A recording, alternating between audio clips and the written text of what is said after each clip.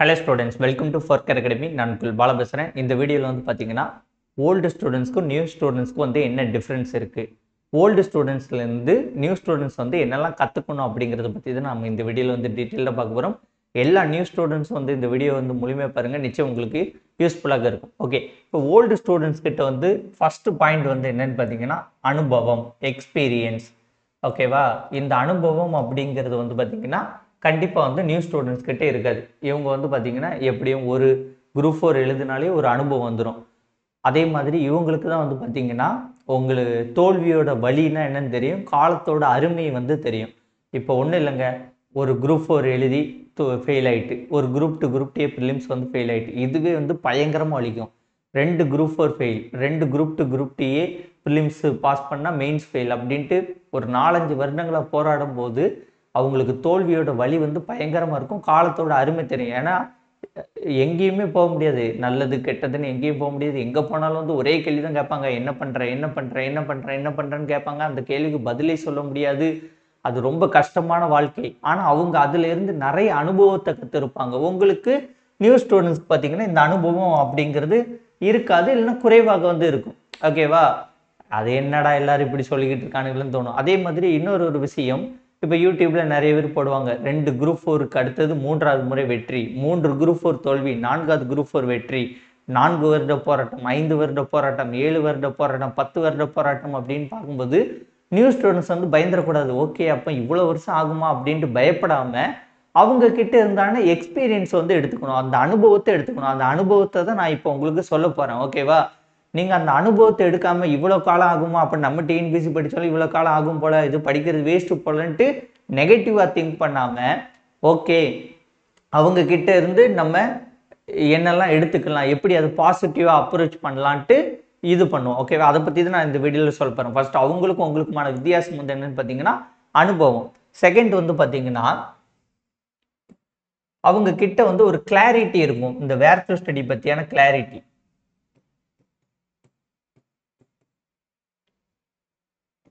ஓகேவா, இவ்வளவு படிக்கணும், இங்கிருந்து தான் கேள்வி வரும், இங்கிருந்து கேள்வி வராது அப்படின்ட்டு அந்த வேர் டு ஸ்டடியோட கிளாரிஃபிகேஷன் வந்து அதிகமாக இருக்கும். ஏன்னா இத்தனை வருஷம் அனுபவத்தில் எக்ஸ்பீரியன்ஸில் அவங்க அதை கற்றுருப்பாங்க. ஓகேவா, ஆனால் நியூ ஸ்டூடெண்ட்ஸாக இருக்கும்போது என்ன ஆகும், இதை படிக்கணுமா வேண்டாமா, இவர் சொல்கிறத நம்பலாமா வேண்டாமா, யார் மேலே நம்பிக்கையும் வராது, அதே மாதிரி நம்ம மேலேயும் நமக்கு நம்பிக்கை இருக்காது. நிறைய குழப்பங்கள் வந்து நம்ம மண்டைக்குள்ளே ஓடிக்கிட்டே இருக்கும். ஒரு பாடத்தை எடுப்போம், இப்போ வேற தமிழ் சிலபஸ்லாம் மாறிக்கிட்டா, அப்போ இதை சிலபஸ் வைஸ் மட்டும் படித்தா போதுமா, இல்லைன்னா புக்கை ஃபுல்லாக படிக்கணுமா, என்ன செய்ய ஏது செய்யன்ட்டு ரொம்ப குழப்பங்கள் வந்து வந்துக்கிட்டு இருக்கும். ஓகேவா, ஆனால் இந்த இடத்துல நீங்கள் என்ன பண்ணணும்னா யாரையாவது ஒருத்தர் நம்பி தான் ஆகணும்.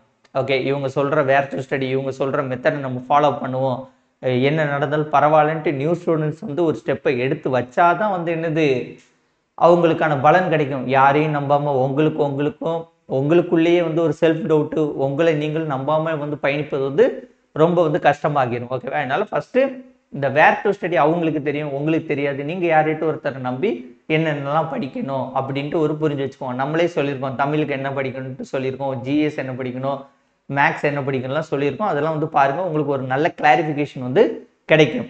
ஓகே, இப்போ அடுத்து வந்து பார்த்தீங்கன்னா மூணாவது வந்து ரொம்ப முக்கியம் வந்து ஸ்கூல் புக்ஸ். பாஸ் பண்ண எல்லாருக்கிட்டையும் ஸ்கூல் புக்ஸ் அப்படிங்கிறது கண்டிப்பாக இருக்கும். அவங்களுக்கு ஸ்கூல் புக்ஸோட அருமை வந்து தெரியும். ஃபர்ஸ்ட் நம்ம படிக்கும் போது பார்த்தீங்கன்னா, சார் பிடிஎஃப் அனுப்புங்க, என்கிட்ட புக் இல்லை, சார் இதோட பிடிஎஃப் அனுப்புங்க, என்கிட்ட புக் இல்லை, எங்கே பிடிஎஃப் கிடைக்கும், எங்கே பிடிஎஃப் கிடைக்கும், நீங்கள் பிடிஎஃப் சைடே ஓடிக்கிட்டு இருப்பீங்க. ஆனால் ஓல்டு ஸ்டூடெண்ட்ஸ் பார்த்தீங்கன்னா பக்காவாக புக்கை ரெடி பண்ணியிருப்பாங்க, புக்கை வச்சு படிச்சுக்கிட்டு இருப்பாங்க, சக்ஸஸ் பண்ணிடுவாங்க. சக்ஸஸ் பண்ண எல்லாரும் இருக்கட்டும், இனிமேல் சக்ஸஸ் பண்ணக்கூடிய எல்லாரும் இருக்கட்டும், ஸ்கூல் புக்ஸை வந்து கண்டிப்பாக வச்சுருப்பாங்க. ஸ்கூல் புக்ஸ் இல்லாமல் பிடிஎஃப்பை பார்த்து எத்தனை நாள் மொபைலில் பிடிஎஃப்பை பார்த்து படிப்பீங்க, எத்தனை நாள் லேப்டாப்பில் படிப்பீங்க, அதில் இருந்து நோட்ஸை மேக் பண்ணுறதுக்கு தலை விழிச்சு போயிடும். புக்குங்கிறது கையில் இருக்கணும், நோட்ஸுங்கிறதுலாம் அடுத்தது. நான் நோட்ஸ் எடுப்பது நல்லதா கெட்டதான்ட்டு ஒரு வீடியோ போட்டிருக்கேன், நம்ம சேனலில் போய் செக் பண்ணி பாருங்கள். ஓகேவா, அப்போ புக் அப்படிங்கிறது மஸ்ட். நீங்கள் பிடிஎஃப்லாம் பார்த்து எத்தனை தடவை படித்தாலும் அது மண்டையில் நிற்கவே செய்யாது, மறந்து போயிடும். அதனால பிடிஎஃப் வச்சு படிக்காதீங்க. ஸ்கூல் புக்ஸ் அப்படிங்கிறது மஸ்ட். அவங்க கிட்ட ஸ்கூல் புக்ஸ் உண்டு, உங்ககிட்ட ஸ்கூல் புக்ஸ் இருக்கா அப்படிங்கிறத செக் பண்ணிக்கோங்க. ஓகேவா, அடுத்தது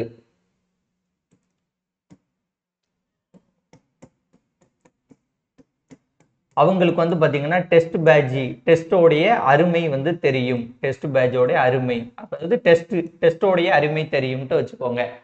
ஓகேவா? ஏன்னா ஒரு 150 கொஸ்டின் ஒருத்தங்க போட்டிருக்காங்கன்னா, ஏன் அவங்களால சக்சஸ் பண்ண முடியலன்ட்டு அவங்கள அனலைசிஸ் பண்ணும்போது நம்ம டெஸ்ட் போடல. டெஸ்ட் போடாதனால தான் நம்ம இன்னைக்கு பாஸ் பண்ண முடியல அப்படிங்கிறது அவங்களுக்கு புரியும். அதே மாதிரி இப்போ உள்ள காலகட்டத்திலலாம் பார்த்தீங்கன்னா, ஒருத்தர் ஒரு டெஸ்ட் பேட்ச் போடுறது கிடையாது. 2 test batch, 3 test batch, 4 test batch வரைக்கும் போடுறாங்க. ஒரு ஆஃப்லைன்ல போடுறாங்க, 2 ஆன்லைன்ல போடுறாங்க. அப்படின்ட்டு டெஸ்ட் பேட்ச் வந்து நிறைய போடுறாங்க. டெஸ்ட் பேட்ச் மட்டும் போட்டா பாஸ் பண்ணிடலாமான்னு கேட்டா, கண்டிப்பா முடியாது. இப்போ ஒரு டெஸ்ட் பேட்ச்னு வச்சுக்கோங்களேன். அந்த ஒரு டெஸ்ட் பேட்சை ஃபர்ஸ்ட் ஃபுல்லா கம்ப்ளீட் பண்ணி முடிக்கணும். எத்தனை டெஸ்ட் பேட்ச் போட்டாலும் அத்தனை டெஸ்ட் பேட்சை வந்து கம்ப்ளீட் பண்ணி படிக்கணும். டெஸ்ட் பேட்சில் நீங்க சேருறதை விட டெஸ்ட் இருக்கா, இப்போ உங்களுக்கு ஒரு டெஸ்ட் வந்துட்டு அந்த டெஸ்ட்டை வந்து ஃபுல்லா எழுதி முடிக்கிறீங்க. அதுக்கப்புறம் அதை நீங்க அனலைசிஸ் பண்ணணும். இங்க என்ன நடக்குதுன்னா, யாராட்டும் அனலைசிஸ் பண்ணி அகாடமி கொடுத்தாங்கன்னா அதை பார்க்குறீங்க. அதை பார்க்கறதுல ஒரு பிரயோஜனம் கிடையாது. இப்போ நான் உங்களுக்கு டெஸ்ட் 1ன்னு அனலைசிஸ் பண்ணி கொடுத்தா எனக்கு தான் வந்து நான் பெனிஃபிட் ஆகுமே தவிர உங்களுக்கு அவ்வளோ பெனிஃபிட்டாக இருக்காது. ஒரு டெஸ்ட் எழுதணும், அதை அனலைசிஸ் பண்ணி பார்க்கணும். எத்தனை கொஸ்டின் கரெக்ட், எத்தனை கொஸ்டின் தப்பு, ஏன் இங்கே தப்பு வருது அப்படின்ட்டு அனலைசிஸ் பண்ணி பார்க்கணும். அதுக்கு அடுத்த முறை அந்த தப்பு வருவதை வந்து குறைக்கணும். ஓகேவா? அது வந்து ரொம்ப முக்கியம். இப்போது காலத்தில் வந்து பார்த்தீங்கன்னா ஒரு டெஸ்ட் பேஜ் போடுறது கிடையாது, 2 3 டெஸ்ட் பேஜ் எல்லாரும் போடுறாங்க. நீங்கள் வேணா பாருங்க, இப்போ வந்து என்கிட்ட படித்து பாஸ் பண்ணவங்க பக்கத்துலேயும் ஃபோட்டோ போட்டிருப்பாங்க பக்கத்து அகாடமியில். அப்போ அவங்க யாருக்கிட்ட படிச்சாங்கலாம் குழப்பம் வர வேண்டியதில்லை. அவங்க 3 இடத்துல படிச்சிருப்பாங்க. இப்போ என்கிட்ட படிச்சிருப்பாங்க, பக்கத்து 2 அகாடமியில் படிச்சிருப்பாங்க, 3 இடத்துல படிச்சிருப்பாங்க. 3 இடத்துக்குமே வந்து ஃபோட்டோவை ஷேர் பண்ணுவாங்க. ஓகேவா, நான் பாஸ் பண்ணிட்டேன், தேங்க்யூ சார் அப்படின்ட்டு பாஸ் பண்ணுவாங்க. நீங்கள் அப்போ அதிலெல்லாம் வந்து சந்தேகப்பட்டுக்கிட்டு இருப்பது அவசியம் கிடையாது. ஏன்னா இப்போ கன்ஃபார்மாக கிளாரிஃபிகேஷனாக தெரிஞ்சுட்டு ஒருத்தர் ஒரு இடத்துல படிப்பதே கிடையாது.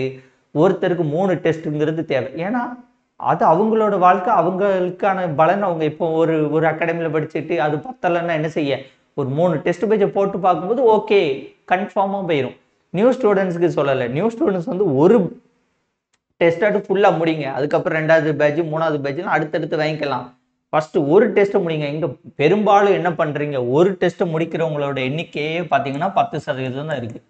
ஒரு டெஸ்ட் பேஜை ஃபுல்லாக கம்ப்ளீட் பண்ணி முடிக்கிறவங்க 100 பேர் சேர்ந்தால் 10 பேர் தான் முடிக்கிறீங்க. ஸோ இந்த இடத்துல வந்து நீங்கள் ஃபோக்கஸிங்காக இருங்க. ஒரு டெஸ்ட் பேஜை ஃபுல்லாக முடிக்கணும். 2 3 டெஸ்ட் பேஜ் போடுங்க. டெஸ்ட்டு போட்டு பார்த்துக்கிட்டே இருங்க. டெஸ்ட்டு தான் வந்து உங்களை சக்ஸஸ் கொண்டு போகும்ட்டு ஓல்டு ஸ்டூடெண்ட்ஸ்க்கு தெரியும், சக்ஸஸ் பண்ணவங்களுக்கு தெரியும்.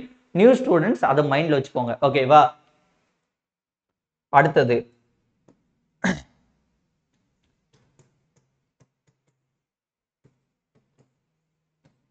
ஓகே, அவங்களுக்கு சோசியல் மீடியாவை அவாய்ட் பண்ணணும்ட்டு ஒரு விஷயம் தெரிஞ்சிருக்கும். ஏன்னா அவங்களுடைய வலி வேதனை, அதான் சொன்னோம்ல, தோல்வியின் வலி, காலத்தின் அருமை அவங்களுக்கு தெரிஞ்சிருக்கும். வலி தான் வந்து வெற்றியின் ரகசியம் அப்படிங்கிறது அவங்களுக்கு தெரிஞ்சிருக்கும். அப்படி தெரியுது பட்சத்தில் என்ன நடக்கும், அவங்க சோசியல் மீடியாலாம் அவாய்ட் பண்ணிடுவாங்க. டைம் கரெக்டாக ஓகே இதெல்லாம் நமக்கு தேவை கிடையாது, இது மட்டும் பார்த்தா போதுக்கிடும் அப்படின்ட்டு ஒரு இதுக்குள்ளே வந்துடுவாங்க. ஓகேவா? ஸோ அவங்க கிட்ட இருந்து நீங்கள் இதை கற்றுக்கோங்க. சோசியல் மீடியாவை அவாய்ட் பண்ணுறதுக்கு கற்றுக்கோங்க. இது ஒரு ரொம்ப முக்கியமான ஒரு விஷயம். அடுத்தது ப்ரீவியஸ் இயர் கொஸ்டின் வந்து நல்லா வந்து பார்க்கணும். ஓகேவா? சக்ஸஸ் பண்ண எல்லாரையும் பாருங்கள், பழைய ஸ்டூடெண்ட்ஸ் எல்லாரும் பாருங்கள், ப்ரீவியஸ் இயர் கொஸ்டின் வந்து நல்லா வந்து பார்ப்பாங்க. இப்போ தமிழுக்குன்னு பார்த்தீங்கன்னா தமிழ் எலிஜிபிலிட்டி டெஸ்ட்டு, அதான் டெட்டுன்னு போட்டிருக்கு. இப்போ நிறைய பேர் Tamil eligibility test question paper எங்கே கிடைக்கும் அப்படின்னு கேட்குறாங்க. கூகுள் இது டிஎன்பிசின்னு அடிச்சிங்கன்னா வரும், அதில் எடுத்துக்கலாம். இல்லைன்னா தமிழ் எலிஜிபிலிட்டி டெஸ்ட்டுன்னு அடிச்சிங்கன்னா யூடியூப்பில் அடிங்க வரும். ஆனால் அது எல்லாமே ஆன்சரோடு இருக்கும். ஆன்சரோடு பார்ப்பது வேஸ்ட். ஆன்சர் இல்லாமல் கொஸ்டின் பேப்பர் பார்க்கணும். ஆன்சர் இல்லாமல் கொஸ்டின் பேப்பர் பார்க்கணும் அப்படின்னா வந்து என்ன பண்ணணும், யாராட்டும் புக்கு போட்டிருப்பாங்க, ஏதாட்டும் அகாடமிக் புக் போட்டிருப்பாங்க. அப்போ அந்த அகாடமிக் புக்கை வாங்குங்க. அந்த புக்கை வாங்கினீங்கன்னா உங்களுக்கு தமிழ் எலிஜிபிலிட்டி கொஸ்டின் டெஸ்ட் வந்து கிடைச்சிரும். அதேமாதிரி மேக்ஸ் வந்து ப்ரீவியஸ் இயர் கொஸ்டின் வந்து பார்க்கணும். இந்த தமிழ் எலிஜிபிலிட்டி டெஸ்ட் மேக்ஸோட ப்ரீவியஸ் இயர் கொஸ்டின்லாம் நான் வந்து உங்களுக்கு இந்த நோட்டிஃபிகேஷன் ஏப்ரல் 1லேருந்து நான் கொடுக்க ஆரம்பிச்சிருவேன். ஓகேவா? மேக்ஸுக்கு பார்க்கணும். ஜிஎஸை பொறுத்த வரைக்கும் இந்த டிகிரி ஸ்டாண்டர்டில் உள்ளதெல்லாம் பார்க்கக்கூடாது. ஓகேவா? டிகிரி ஸ்டாண்டர்டில் உள்ளதை பார்க்கக்கூடாது. டிகிரி ஸ்டாண்டர்டில் உள்ளதை அவாய்ட் பண்ணிடுங்க. இந்த 10th level, ITI level, 12th level அப்படின்ட்டு இருக்கக்கூடிய கொஸ்டின் பேப்பரில் உள்ளது ஜிஎஸ் மட்டும் பாருங்க. அப்படி இருக்க கொஸ்டின் பேப்பர் பார்த்தீங்கன்னா எனக்கு தெரிஞ்சு இந்த யூஓ எக்ஸாம் இருக்கும். ஓகேவா? யூஓ எக்ஸாம் 3 இந்த 4 இருக்கும்.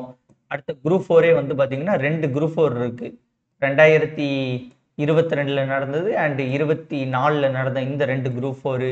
அடுத்த குரூப் 3 எக்ஸாமு, அடுத்து இந்த Jailer exam, assistant Jailer exam அப்படின்ட்டு ஒரு 8 கொஸ்டின் பேப்பர் இருக்குது. இந்த 8 கொஸ்டின் பேப்பரில் உள்ள ஜிஎஸ் கொஸ்டின் பேப்பர் மட்டும் பார்த்தால் போதுமானது. இதெல்லாம் நான் உங்களுக்கு அப்டேட் பண்ணி தருவேன். ஓகேவா? இந்த Tamil eligibility test question, maths, இந்த ஜிஎஸ் இதெல்லாம் பார்த்தா மட்டும் நான் சொல்லுவேன். அது மட்டும் பார்த்துக்கோங்க, போதுமானது. அப்போ இப்போதைக்கு ஓகேவா, இப்போதைக்கு நீங்கள் என்ன பண்ணணும், இந்த அனுபவம் வந்து உங்கள்கிட்ட இல்லைன்னாலும் நீங்கள் அதை அசியூம் பண்ணிக்கணும். ஓகே, கீழே விழுந்த பழத்தமாக அடிபடும், நம்ம ஒழுங்காக ஃபஸ்ட் டைமே படித்து பாஸ் பண்ணோம் அப்படிங்கிறது அந்த அவங்ககிட்ட இருந்து அந்த அனுபவத்தை நீங்கள் எடுத்துக்கோங்க. ஓகே, அனுபவத்தை வந்து இப்போ ஒன்றும் இல்லை, சைக்கிளில் போய் விழுந்தாதான் முட்டி பேர்ந்து தான் அது அனுபவம். ஆனால் அதை நீங்கள் எடுத்துக்கிட்டிங்கன்னா யூஸ்ஃபுல்லாக இருக்கும். அடுத்தது வேர் டு ஸ்டடியை வந்து நம்புங்க. யாராட்டும் ஒரு சிலரை நம்புங்க. யாரையுமே நம்பாமல் உங்களையும் நம்பாமல் இருந்தீங்கன்னா கஷ்டம். அதனால ஒரு சிலரை வந்து கண்டிப்பாக வந்து நம்புங்க. அடுத்து வந்து பார்த்தீங்கன்னா ஸ்கூல் புக்ஸ் வந்து கண்டிப்பாக வேணும். ஸ்கூல் புக்ஸை ரெடி பண்ணி வச்சுக்கோங்க. டெஸ்ட் பேட்ச் வந்து போடுங்க. ஒரு டெஸ்ட் பேட்சாட்டு போட்டு ஃபஸ்ட்டு கம்ப்ளீட் பண்ணுங்கள். அடுத்த 2 3 போட்டுக்கலாம். சோசியல் மீடியாவை அவாய்ட் பண்ணுங்கள். ப்ரீவியஸ் இயர் கொஸ்டினை வந்து நல்லா வந்து பாருங்க. ஓகேவா? அடுத்தது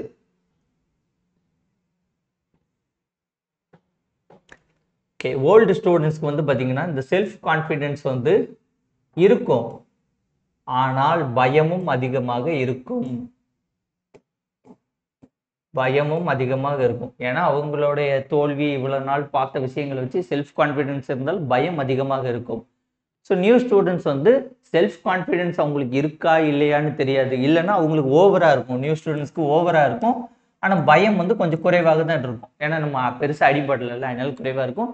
ஸோ இந்த செல்ஃப் கான்ஃபிடென்ஸையும் பயத்தையும் கரெக்டாக மேனேஜ் பண்ணிட்டீங்கன்னா ஓகே, நம்ம கரெக்டாக படிக்கிறோம், சக்ஸஸ் பண்ண முடியும். பயப்படாமல் இருந்தீங்கன்னா நிச்சயம் வந்து சக்ஸஸ் பண்ண முடியும். எக்ஸாம் ஹாலில் ஃபஸ்ட்டு பயப்படக்கூடாது. எக்ஸாம் ஹாலில் அந்த 3 மணி நேரம் தைரியமாக டெஸ்ட் எழுதுனாலே வந்து பாஸ் பண்ண முடியும். ஓகேவா? அடுத்து ஃபைனலாக வந்து பார்த்தீங்கன்னா டைம் மேனேஜ்மெண்ட். ஓல்டு ஸ்டூடெண்ட்ஸ் வந்து பார்த்தீங்கன்னா மேக்ஸிமம் டைம் வேஸ்ட் பண்ண மாட்டாங்க.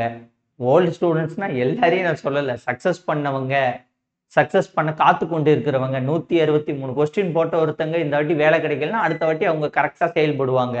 ஓகேவா? அதில் வந்து எந்த விதமான மாற்று கருத்து வந்து கிடையாது.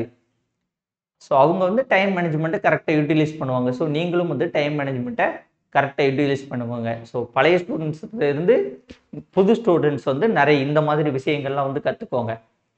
ஓகேவா? சிம்பிளாக சொல்லணும்னா ஸ்கூல் புக்ஸ் வாங்கிக்கோங்க. டெஸ்ட் பேட்ச் வந்து கண்டிப்பாக வந்து போடுங்க. டெஸ்ட் போட்டு பார்த்துக்கிட்டே இருங்க. ப்ரீவியஸ் இயர் கொஸ்டின் வந்து பாருங்கள். டைம் வந்து வேஸ்ட் பண்ணாதீங்க. டைம் வந்து யூட்டிலைஸ் வந்து பண்ணுங்கள். சோசியல் மீடியாவை வந்து அவாய்ட் வந்து பண்ணுங்கள். ஓகேவா? இவ்வளோதான். இதெல்லாம் நீங்கள் கரெக்டாக பண்ணாலே உங்களுக்கு என்னது சக்ஸஸ் அப்படிங்கிறது கிடைச்சிடும். ஏன்னா நம்மகிட்ட அனுபவம் கிடையாது, அதனால் அதை விட்டுருங்க. அதே மாதிரி இந்த யூடியூப் வந்து ஏதாட்டும் ஒரு 2 சேனல் 3 சேனல் வந்து பார்த்து வச்சுக்கோங்க. எல்லா சேனலில் போடக்கூடிய எல்லா விஷயத்தையும் பார்த்துக்கிட்டு நேரத்தை வேஸ்ட் பண்ணிக்கிட்டு இருக்காதீங்க. இவ்வளோதான். இந்த விஷயத்தெல்லாம் நீங்கள் ஃபாலோ பண்ணால் கண்டிப்பாக வந்து உங்களால் சக்ஸஸ் பண்ண முடியும். ஓகே ஃப்ரெண்ட்ஸ், இந்த வீடியோ உங்களுக்கு பிடிச்சிருந்தா உங்கள் ஃப்ரெண்ட்ஸ்க்கு ஷேர் பண்ணுங்கள். மறக்காம நம்ம சேனலை சப்ஸ்கிரைப் பண்ணி கூட பெல் ஐகானை கிளிக் பண்ணிக்கோங்க. நன்றி, வணக்கம். வேறு ஒரு வீடியோன்னு சந்திப்போம். பாய்.